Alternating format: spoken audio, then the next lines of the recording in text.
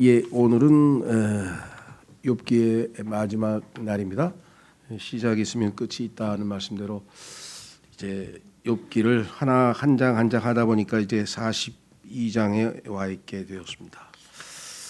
뭐 욥기라는 책 자체가 성경에서 가장 어려운 책 중에 하나고 또 방대한 내용이 들어 있고 그래서 그것을 뭐 하나하나 음미하면서 다는 못했지만 그래도 전체적인 그러한 이 개요와 또 맥락과 또 핵심적인 교훈들을 우리가 얻었다고 생각합니다. 그래서 로마서 15장에 나와 있는 것처럼 구약 성경의 기록 목적이 우리의 배움을 위한 것이다.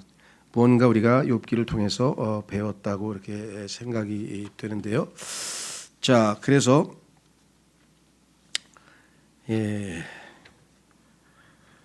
우리가 욥기를 이제 들어가는데요. 42장으로 우선 먼저 보겠습니다. 욥기 42장.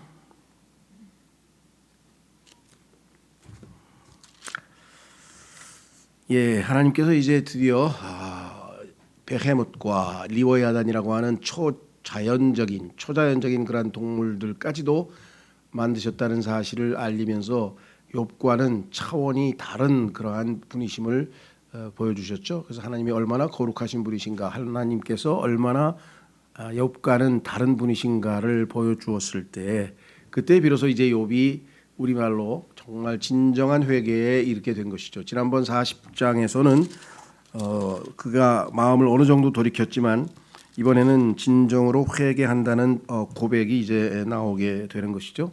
하나님께서 기다렸던 순간이 바로 이 순간이겠죠. 이때 욥은 하나님 앞에서의 자신을 발견하게 되고 자기가 하나님 앞에 어떤 존재인지 알게 되고 하나님의 어떠하심을 알게 되고 더욱더 하나님을 사랑하고 하나님을 따라야 되겠다는 그런 믿음이 아주 확고해지는 그런 순간이었다고 생각이 됩니다.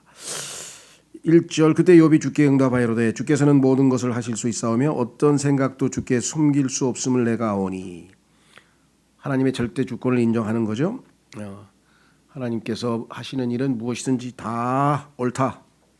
하나님은 모든 것을 다 알고 계시기 때문에 불의하신 분이 아니시다. 비록 내가 죄 없이 고난을 당했다 할지라도 그것으로 인해서 하나님이 불의하신 것은 아니다라는 것을 이제 비로소 깨닫게 되었네요. 지식도 없이 이치를 가린 자가 누구니까? 본인이죠. 그런즉 내가 깨닫지 못한 것을 말하였으며 내게는 너무 놀라운 일들 곧 내가 알지 못한 일들을 말하였나이다. 그렇죠. 하나님께서 보시는 것처럼 처음부터 끝까지 다 알고 얘기하는 것과 아주 그 부분만을 알고 이야기하는 것은 큰 차이가 나는 것이겠죠. 글쎄 이게 뭐 거기다 적절하게 비유를 하는 것인지는 잘 모르겠는데 한방과 양방의 차이를 얘기할 때 그런 얘기들을 많이 합니다. 그렇죠?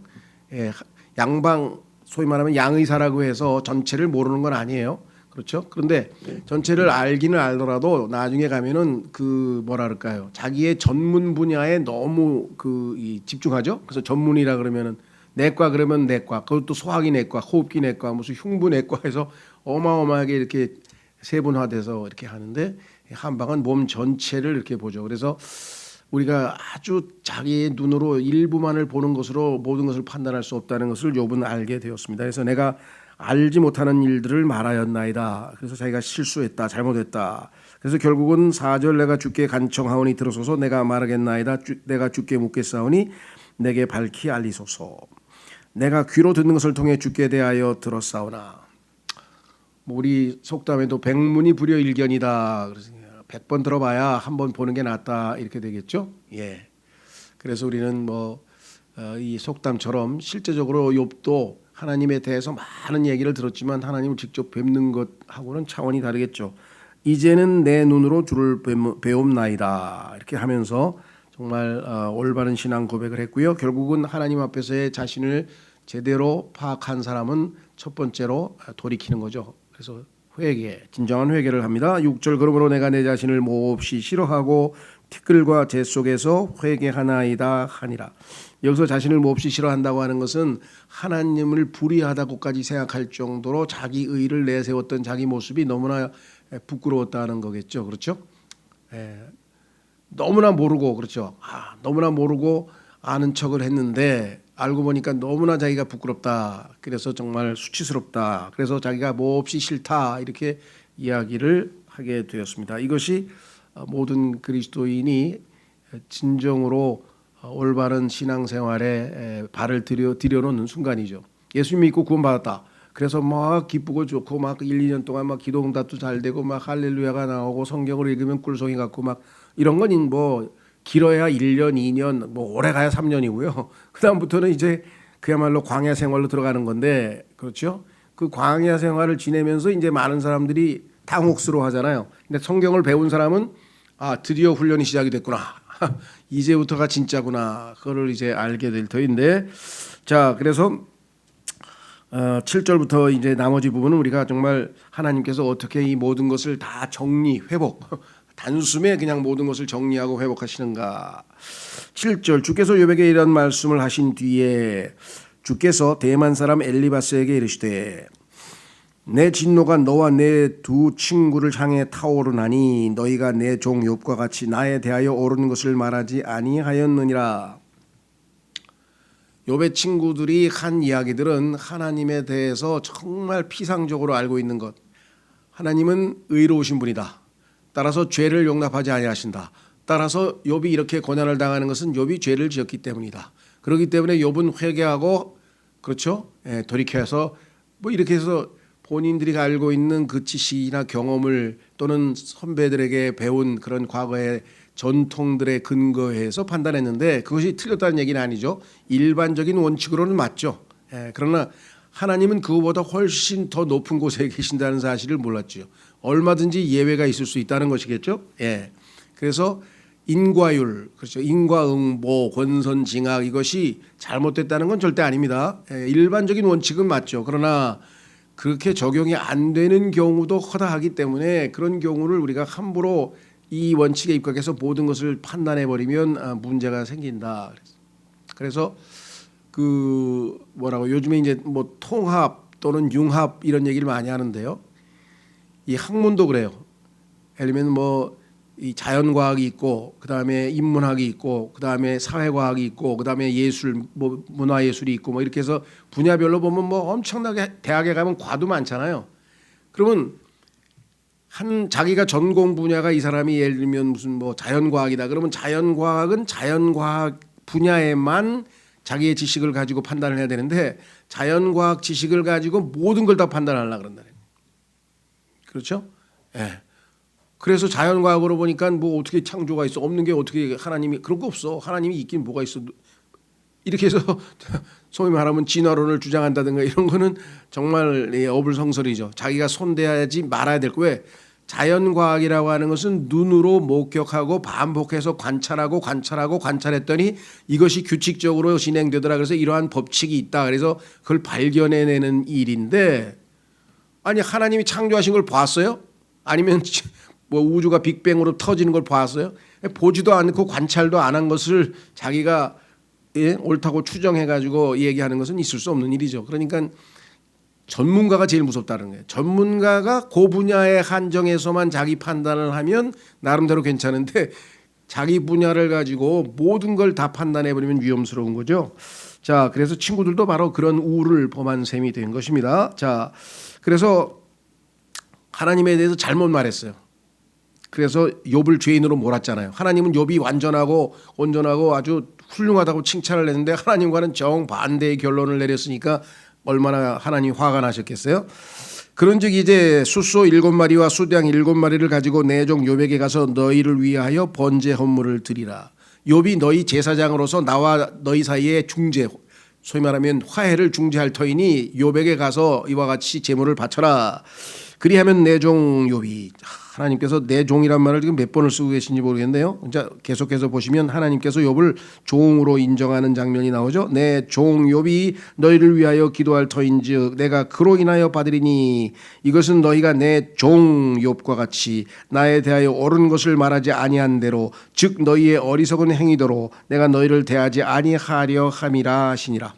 그러니까 욥을 통해서 욥이 너희를 중재하고 너희를 위해서 나에게 헌물을 바치게 되면 내가 욥으로 인하여 마치 예수님 때문에 우리가 용서받은 것처럼 욥으로 인하여 하나님께서 그들을 벌을 주지 않고 면하시겠다, 이런 얘기를 지금 하고 있는 것이죠. 그런 면에서 봤을 때 우리가 욥을 예수 그리스도의 예표라, 예수 그리스도의 모습을 보이고 있다, 이렇게 얘기할 수 있겠죠. 여러 가지 면에서. 자, 정말 엄청난 거죠. 예. 성경에 보면은 사도 바울도 그런 역할을 많이 했죠. 예. 배를 타고 가다가 이제 하나님께서 바울에게 주신 대로 바울은 얘기했는데 그거를 무시하고, 무슨 소리야, 너는 막 저기 공부밖에 안 한 놈이잖아, 나는 지금 배를 몇십 년 탄 사람인데 아이 지금 뭐 바람 이 정도 분다고 아이 껐다 없어, 가 하고 그냥 바울은 여기서 좀 겨울을 나고 가자, 이렇게 얘기를 했는데 자기가 전문가인데 뭐 네가 건방지게 해서 떠났다가 돌풍을 만나가지고 이제 파손하기 직전에서 다 죽게 생겼잖아요. 그렇죠? 그래서 바울이 그거 봐, 내가 하나님께서 말씀하신 대로 얘기했잖아. 그런데 그 하나님께서 또 나타나셔서 나에게 이야기하기를 우리 한 사람도 안 죽고 다 살려주신다니까 걱정하지 말아라. 정신 차리고 이제 밥 먹고 힘내자. 그리고 우리 이 짐 다 내다 버려. 배가 우리가 살려면 그렇게 해야 된다, 이렇게 얘기를 했죠. 그러니까 그때부터 이제 뭐 바울의 말이 권위가 있게 된 것인데요. 자, 그래서 바울 한 사람 때문에 거기에 배에 탄 200명이 넘는 사람이 다 살았잖아요. 그렇죠? 모르겠어요. 여러분들도 여러분 때문에 지금 주변에 있는 사람들이 그렇게 살고 있는지, 복의 근원이 되고 있는지, 본인이 하나님께서 그렇게 쓰시기를 원하는 거죠. 우리 모두를. 내가 가는 곳에는 항상 하나님의 위로와 평강이 어느 곳에서든지 임하고 기쁨이 임해야 되는데, 그렇죠? 그래서 그 뭐라 그러나요?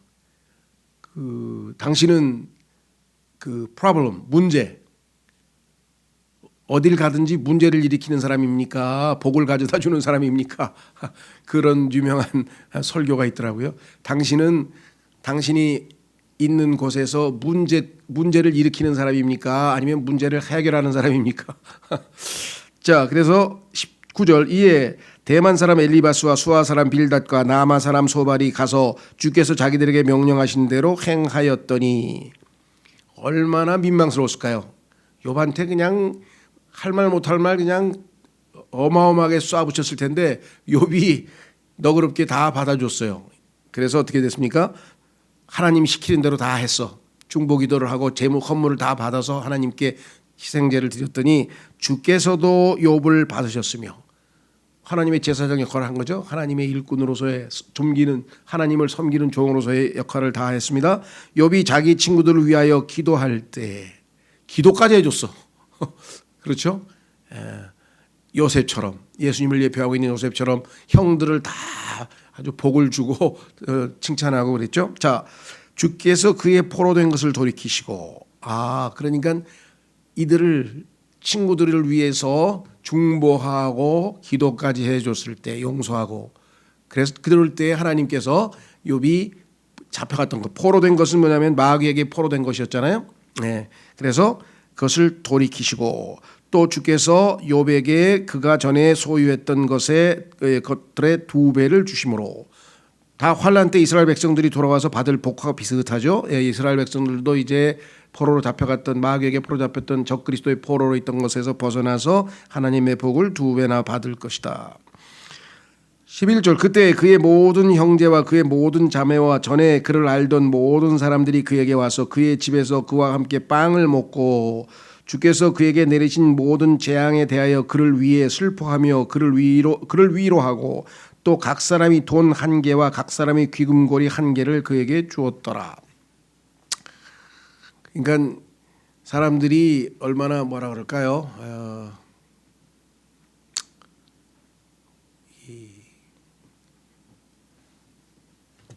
앞뒤가 지금 다르죠. 욥이 욥을 그렇게 잘 지금처럼 섬기다가 하나님 앞에 이제 그렇게 참 어려움을 당하니까 전부 다 손가락질하고 돌아서 비웃고 뭐 조롱하고 온갖 그렇게 참 쳐다도 안 보고 그렇게 했던 사람들이 하나님께서 욥을 이렇게 다시 돌이키시니까, 그리고 복을 주시니까 다시 돌아와 가지고 욥에게 아이고 하면서 이제 뭐 전부 다 참 뭐라 그럴까, 민망스럽겠지만 다시 돌아와서 욥을 축복하고 그다음에 위로하고, 참 또 이렇게 예물도 바치고 이스라엘 백성들이 예수 그리스도를 그렇게 대하다가 돌아서서 이렇게 예수님을 이제 섬기는 그러한 종으로서의 모습을 갖추는 것. 그래서 욥기는 이 환란 때의 이스라엘을 예표하고 있다. 이렇게 성경에서 여러 번 얘기를 했습니다만은 자, 그래서 이제 어떻게 되는가? 12절 이와 같이 주께서 욥의 마지막 끝을 그의 처음보다 더 복되게 하셨으니 여기 보면 욥의 마지막 끝이라고 나와 있네요.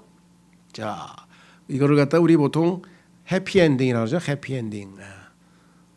시작은 정말 어마어마한 참 환란에서 시작했지만 나중에 어마어마하게 복된 모습으로 끝이 났습니다. 그렇죠? 그래서 욥의 마지막 끝을 그의 처음보다 더 복되게 하셨으니 그는 양 14,000마리와 원래 7,000마리밖에 없었는데 2배로 낙타 6,000마리와 2배, 소 1,000결이와 2배, 남낙이 1,000마리를 소유하였더라. 하나님께서 2배로 복을 주셨다라고 성경에 말씀을 했죠. 자, 이에 대해서 신약 성경에서 욥에 대한 언급을 하고 있는 부분이 하나 있습니다. 그게 야고보서 5장인데요. 한번 가보겠습니다. 야고보서 5장으로 가면은 이 욥에 대해서 신약에서는 한 군데에 걸쳐서 언급을 하고 있어요. 욥에 대해서.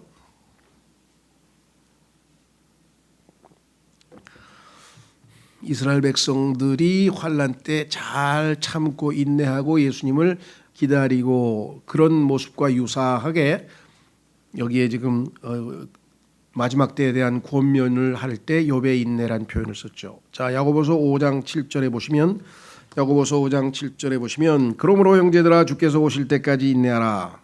인내는 주께서 오실 때까지. 왜냐하면 소망의 인내가 예수님이니까. 예수님께서 소망의 인내가 되시는 분이니까 주께서 오실 때까지 인내하는 거죠. 보라 농부가 땅에서 나는 귀한 열매를 바라고 이른 비와 늦은 비를 받을 때까지 오랫동안 그것을 위해 인내하느니라. 너희도 인내하고 너희 마음을 굳건히 하라 그랬습니다. 흔들리면 안 되죠. 특히 마음을 굳건히 하는 데는 하나님의 말씀이 필요하죠. 말씀으로 확고하게 굳건하게 믿음의 뿌리를 내려야지. 그렇지 아니하고 교리의 풍조에 교리의 바람에 이리저리 흔들리면 영적으로 어린아이에 머문다라고 에베소서 4장에서 얘기를 했고 그들을 영적으로 성장시켜서 확고하게 믿음의 뿌리를 내도록 하기 위해서 목사 겸 교사를 주님께서 몸된 교회에 선물로 주셨다 이렇게 얘기를 했습니다. 자, 그래서 여기 보시면 이렇게 얘기했네요. 주의 오심이 가까이 다가오고 있느니라. 그럴수록 우리의 자세는 인내하고 굳건히 한다. 형제들아 서로 불평하지 말라. 그리하여야 너희가 정죄를 받지 아니하리라. 보라 심판자께서 문 앞에 서 계시느니라. 주님이 오실 때의 삶의 태도가 나와 있다. 내 형제들아 주의 이름으로 말한 대언자들을 고난당하는 것과 인내의 본으로 삼으라. 예수님의 재림을 기다리던 그 대언자들. 자, 11절 보라 참는 자들은 우리가 행복한 자로 여기나니 너희가 욥의 인내를 들었고 욥이 얼마나 오랫동안 잘 참아냈는지 너희가 들은 바가 있지 않으냐. 그렇죠? 하나님 말씀이 있으니까 주께서 주신 결말을 보았거니와 2배로 복을 받고 그렇죠? 하나님께서 자녀들을 또 10명을 또 주시고 얼마나 그에게 또 뭡니까? 아마 수명도 2배로 주신 것 같아요. 아마 그러니까 누가 얘기하기를 아마 70세쯤에 욥의 고난이 시작됐다가 140까지 살았으니까 2배로 살았다. 뭐 정확한 건 아닙니다만 그렇게 해서 가시는 분도 있더라고요. 어쨌거나 중요한 거는 하나님께서 욥의 결말을 최종적으로 해피엔딩으로 만드셨죠. 그래서 욥의 인내와 주의 결말 이것이 우리 그리스도인에게도 꼭 필요한 것이죠. 욥의 인내와 주의 결말. 주께서는 지극히 동정심이 많으시고 친절한 긍휼을 베푸는 분이시니라. 그래서 욥을 얼마나 동정심으로 베푸시고 친절한 긍휼을 베푸셔서 모든 걸 회복하게 하시고 마지막에 행복하게 하셨는가를 우리가 성경을 통해서 확인하죠. 자, 그래서 다시 욥기로 돌아오면은요, 이제 어떤 일이 벌어졌는가, 그렇죠? 어떤 일이 벌어졌는가 한번 확인해 보겠습니다. 자, 우선 13절 또 그가 아들 7과 딸 3을 두었더라 그랬습니다. 여기는 이제 해석이 분분해요. 이 아들과 딸을 두었다 그러면은 누구 말 맞다나 세장가를 갔나? 뭐 그런 분도 있어요. 그러지 않고서 어떻게 자식을 뒀겠어요? 그러니까 그런 분도 있고 아니야 여기 아내 얘기는 뭐 안 썼지만 아내도 하나님께서 다시 되돌려 주시지 않았을까? 부인도 회개하고 돌아왔겠지. 다른 종들이나 친구들도 다 돌아왔는데 없는 얘기지만 그러니까 답은 없어요. 이거는 추정이니까 그냥 그렇게 생각하는 분들도 있고 어떤 분들은 예표적으로 볼 때 야 이거 이스라엘이 그 뼈에 하나님께서 성령 숨을 불어넣었더니 이스라엘 백성들이 뼈가 다 살아났지 않냐. 그게 이스라엘의 부활이니까 혹시 그 부활한 거 아니야? 뭐 이런 분도 있고요. 그 답은 없어요. 그러니까 그냥 이렇게 추정할 뿐 뭐라고 우리가 답을 내리면 안 된다는 거죠. 하나님이 하신 말씀은 하여간 아들 7과 딸 3을 두었다 그랬으니까 먼저 있는 아들과 딸들이 죽고 두 번째 줬으니까 2배로 줬다. 그러니까 이거 새로운 아들이구나 이렇게 해석하시는 분도 있을 거 아니에요. 그렇죠? 그러니까 해석과 추정은 우리가 이 금을 그어야 돼요. 해석은 성경을 성경으로 풀어서 답을 정확하게 논리적으로 설명을 해야 해석인데 그게 없으니까 이럴 수도 있고 저럴 수도 있고 그래서 제 생각에는 그런 얘기를 안 하는 게 최상인데 자꾸만 또 그런 얘기를 써놓으니까 사람들이 그래서 답은 없다는 것. 중요한 거는 하나님께서 마지막을 이렇게 피날레를 멋지게 장식해 주셨다. 14절 그가 첫째 딸의 이름을 여미마라 하였고 여미마 이름은 소위 무슨 뜻인가 하니 아름답다 또는 비둘기 뭐 이런 뜻이라 그래요. 둘째 딸의 이름은 그시야는 계피 향기가 나는 향료 이름이라고 합니다. 세 번째는 아주 향기가 난다 이 말이고요. 셋째 딸의 이름은 게렌합북이라 그랬는데 뿔이라 돼 뿔. 거기다가 이제 포도주를 따라서 마셨죠. 그러니까 행복하고 아름답고 정말 복되다 뭐 이런 것들을 상징하는 이름으로 왜냐하면 자기가 마지막이 그렇게 해피 행복했으니까.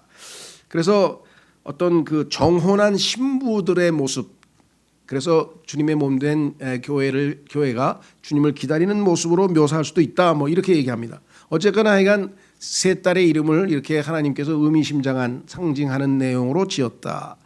15절 온 땅에서 욥의 딸들처럼 아리따운 여자들은 찾을 수 없었더라. 그래서 요즘에도 보면은 그냥 딸 바보들이 있는가 봐요. 부모님들도 보면 거저 그냥 우리 딸이 최고라고 그런 사람들이 많죠. 하나님께서도 아마 욥에게 이렇게 예쁜 딸을 주셨으니까 그들의 아버지가 그들에게 그들의 형제들 가운데서 상속 재산을 주셨더라. 16절 이 일 뒤에 욥이 140년을 살며 자기 아들들과 손자들을 4대까지 보았고 이렇게 욥이 늙고 날들이 차서 죽었더라. 그래도 역시 죄 삭은 사망이니까 이 땅에서는 우리가 육체적으로는 죽어야 되겠죠. 언젠가는 휴거되지 않고서는. 자, 그래서 여기 보시면 날들이 차서 죽었더라 했을 때 이것에 대해서 그러니까 요즘 얘기하는 것처럼 그저 생명만 연장하는 그런 의미에서의 수명이 길어지는 것은 아무 의미가 없죠. 계속 병원에서 한 20년 말년을 보내다가 죽으면 그 무슨 의미가 있어요, 그렇죠? 그래서 이것은 그런 게 아니라 건강하게 이렇게 아주 충분히 날들을 다 채우고 하나님께서 허락하신 수명을 다 채웠다 이런 의미라고 우리가 해석해 볼 수가 있습니다. 자, 그래서 몇 가지 그래도 중요한 교훈들을 좀 정리를 하면서 마무리를 좀 지으려고 합니다. 우선 잠언 16장 4절을 보시면 욥기 전체를 통해서 우리가 얻을 수 있는 교훈이 무엇인가? 욥기 16장 4절. 잠언. 죄송합니다. 잠언. 잠언 16장 4절에 보시면 주께서는 자신을 위하여 모든 것을 만드셨느니 심지어는 베헤못과 리워에단 마귀도 만드셨죠. 예. 참으로 사악한 자도 악한 날을 위하여 만드셨느니라. 하나님께서 다 필요하기 때문에 만들어 놨다 이 말이겠죠. 그렇죠? 예. 그래서 성경에 보면은 하나님께서 악도 창조하셨다고 써 있어요. 그걸 이해 못 하시는 분들이 계셔. 한번 확인해 보겠습니다. 이사야서 45장. 이사야서 45장에 보면은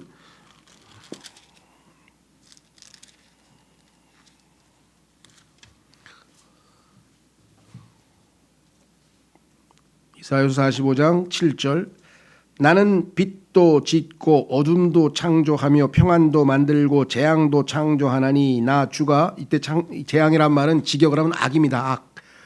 나 주가 이 모든 일을 행하느니라. 하나님께서는 이 모든 것들을 시적절하게 다 활용하시고 목적이 있으셨기 때문에 만드셨는데 그걸 모르는 사람들은 그렇죠? 왜 하나님께서 나쁜 걸 왜 창조하셨을까? 나쁜 게 있어야 좋은 게 의미가 있는 것이겠죠. 자, 그래서 우리는 하나님 말씀을 통해서 로마서 9장으로 가면 욥기의 교훈을 욥기에서 얻는 교훈이 신약적으로 해석이 되어 있어요. 욥기 9장 죄송합니다. 로마서 9장. 하도 욥기를 공부했더니 욥기만 로마서 9장. 로마서 9장.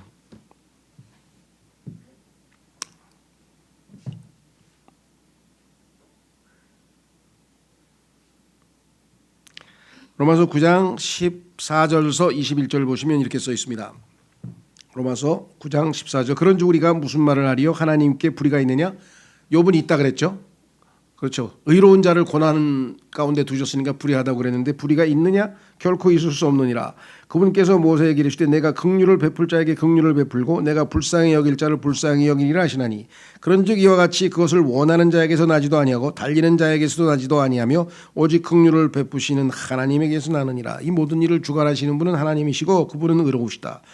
성경 기록이 파라오에게 이르기를 내가 바로 이 목적을 위해 너를 일으켰나니 파라오를 일으킨 분이 하나님이시다 이 말이죠. 필요하기 때문에 이것은 내가 내 안에서 내 권능을 보이고 내 이름을 온 땅에 두루 밝히 알리려 함이니라 하시나니 파라오를 통해서 하나님께서 여러 가지 기적을 베푸셨죠. 파라오에 대해서. 그래서 결국은 파라오가 하나님을 인정하게 됐죠. 그런즉 그분께서 긍휼을 베풀 자에게 긍휼을 베푸시고 또 강팍하게 할 자를 친히 강팍하게 하시느니라. 그러면 내가 내게 말하기를 어찌하여 그분께서 여전히 허물을 찾으시느냐 누가 그분의 뜻을 거역하였느냐 하리니 그러면 파라오를 하나님께서 하나님을 거역하도록 반역하도록 지어놓으셨으면 파라오가 반역했으면 파라오가 뭔 죄가 있어? 하나님 그것 때문에 만들어놨는데 이런 분이 계셔요. 그렇죠? 근데 성경 읽어보면은 파라오가 자발적으로 자기 의지로 하나님께 반역을 했기 때문에 하나님께서 나중에 그를 반역하도록 더 벌을 주셨다 이렇게 되어 있어요. 그러니까 자율의지를 하나님께서 거역하시는 법은 없는 겁니다. 아니라 오 사람아 내가 누구이기에 하나님께 대꾸하느냐 욥에게 하시는 것 같죠. 지어진 것이 자기를 지은 이에게 말하기를 어찌하여 날 이렇게 만들었소 하겠느냐. 토기장이가 같은 덩어리의 질그로 한 그릇을 만들어 존귀에 이르게 하고 다른 하나를 만들어 수치에 이르게 할 권한이 없겠느냐. 만일 하나님께서 자신의 진노를 보이고 자신의 권능을 알리기 위해 파멸시키기 합당한 진노의 그릇들에게 심히 오래 참으심으로 인하시고 이로써 영광에 이르도록 자신이 예비한 긍휼의 그릇들에게 자신의 영광의 풍성함을 알리려 하셨을진데 무슨 말을 하리요? 하나님의 자신의 뜻대로 올바르게 의롭게 모든 일을 다 이루셨다. 그래서 욥이 고백했잖아요.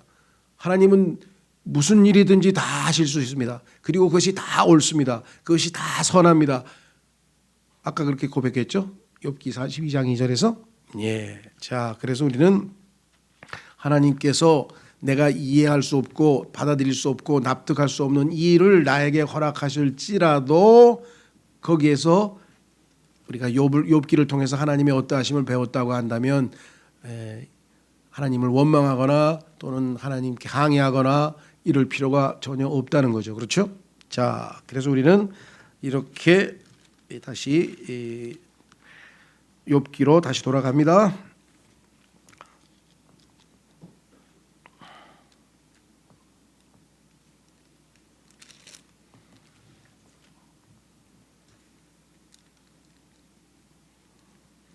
자, 욥기를 돌아가서 이제 한번 욥기에서 얻을 수 있는 교훈을 두 방식으로 한번 좀 정리를 해보려고 그래요. 한번 잘 들어보세요. 이건 뭐 제가 쓴 게 아니고 좀 번역을 했는데 쭉 책을 읽어보니까 욥기를 총 정리하면서 욥에서 배울 수 있는 교훈. 로마서 15장에 보면은 욥기를 통해서 구약을 하나님이 기록해 놓으신 이유는 뭔가 우리로 하여금 배움을 위해서 기록하는데 우리는 욥기를 통해서 뭔가를 배울까 많은 것을 배울 수 있겠지만 그 중에서 핵심적인 거 한번 좀 차분히 두 분의 견해를 읽어보겠습니다. 결론으로서 아주 적합한 것 같아요. 자, 한번 조용히 들어보십시오. 당신의 고통이 그 누구보다도 심했다고 느끼거든 욥의 시련들을 깊이 생각해 보기 바랍니다. 그는 원수처럼 화살을 맞았고 야수처럼 사냥을 당했고 어둠 속에 갇혔으며 나무처럼 뿔이 뽑혔고 용광로에 내던져졌습니다. 그의 아내는 그를 저주했고 친구들은 그를 공격했으며 주님께서는 그를 내버린 것처럼 보였습니다. 그럼에도 고통 속에서 인내한 인물들 중 가장 위대한 분은 다름 아닌 주 예수님이십니다. 그분은 아버지로부터 버림받아 십자가의 수치스러운 죽음을 당했습니다. 그분은 우리를 위해 죄가 되셨으나 죄는 없으셨습니다. 그분은 고통을 당하거나 죽음을 겪어야 할 하등의 이유가 없었습니다. 그럼에도 그분께서는 자진해서 아버지의 뜻에 자신을 내어드렸습니다. 그분은 견디셨고 승리하셨습니다. 이에 우리도 그분 안에서 그분을 통해서 승리할 수 있습니다. 욥의 고난은 우리가 그분께 순종함으로 그 어떤 이득을 얻든지 아니면 손실을 보든지 간에 하나님께서는 우리의 순종을 마땅히 받으실 자격이 있음을 분명히 보여줍니다. 하나님께서는 의로운 사람이라고 해서 반드시 그를 건강하고 부유하게 해 주셔야 할 의무가 없으시며 악한 자라고 해서 꼭 그를 병들고 가난하게 하시지도 않으십니다. 우리 주님의 죽으심과 부활은 하나님께서 우리의 고난을 영광으로 변화시켜 주실 수 있는 근거가 됩니다. 이것은 단지 고난을 영광으로 대체해 주는 것 이상입니다.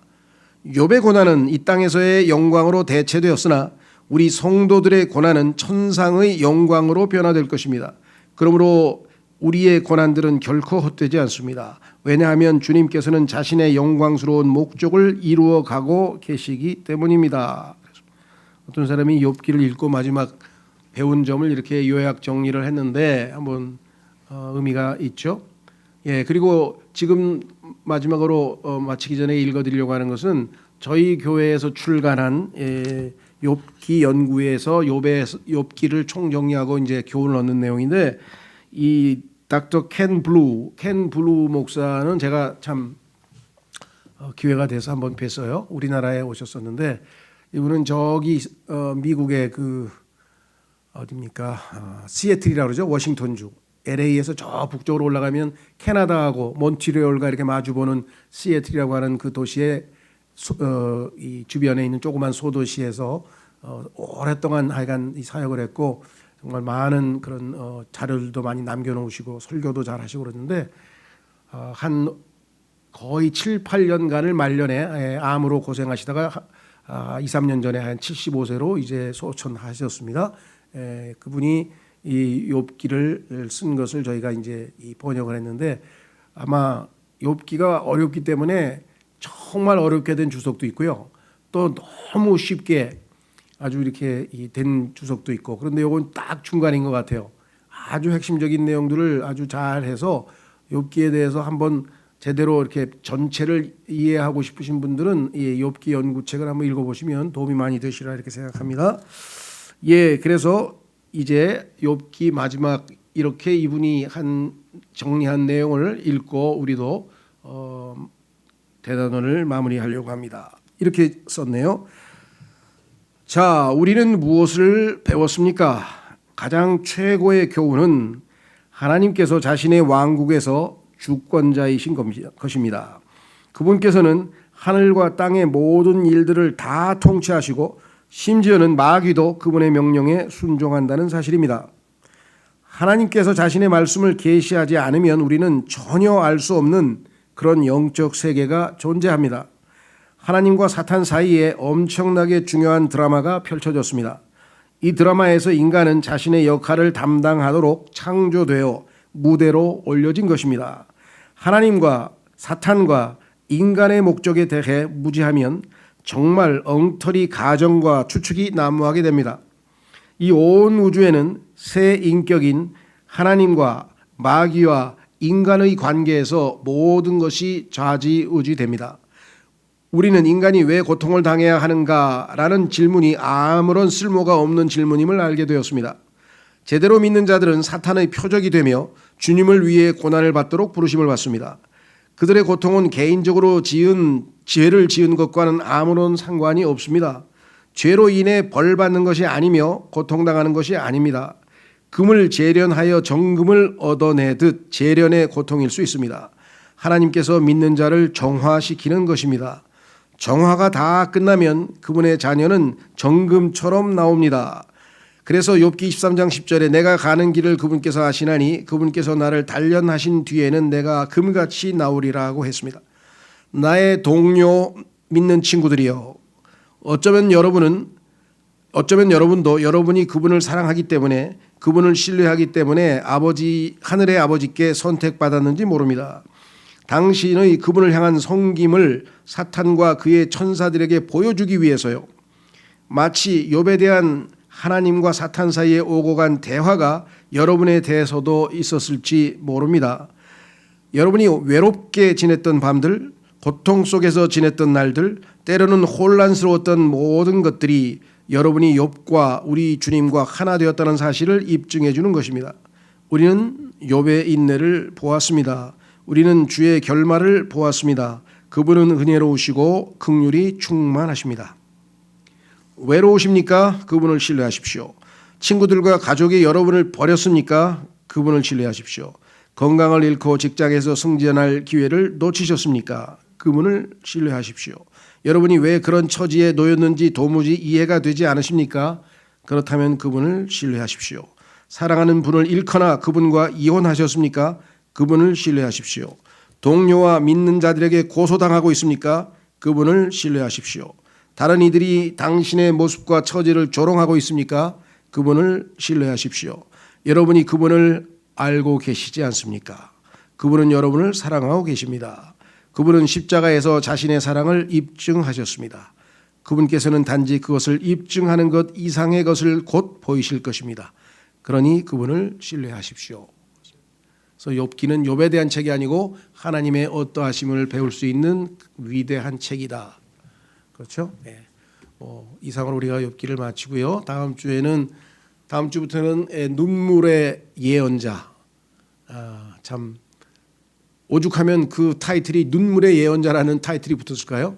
예레미야서를 아마 내년 1년 동안 아마 52장이니까 하루에 한 번에 한 장 정도로 우리가 좀 핵심적으로 요약을 해서 보면 내년 1년 동안의 예레미야와 그다음에 예레미야 애가 우리가 이제 한 5장으로 돼 있으니까 57장. 그래서 57주에 걸쳐서 이제 눈물의 예언자와 그가 애통하는 노래를 썼는데 그 애가 속에 얼마나 하나님을 향한 갈망이 들어있는지를 우리가 배우게 될 것 같습니다.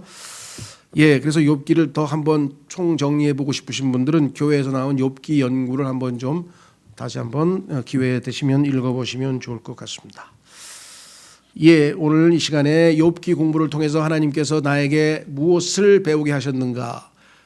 구약을 기록하신 목적은 우리가 배움을 위한 것이다. 그래서 그것을 통해서 인내와 소망을 얻게 하심이라 하고 했는데, 배움과 인내와 소망을 어떻게 우리가 얻어서 이 욥기를 통해서 얻은 말씀으로 이 땅에서 헤쳐나갈 것인지 주님께 지혜를 구하는 기도를 드리도록 하겠습니다.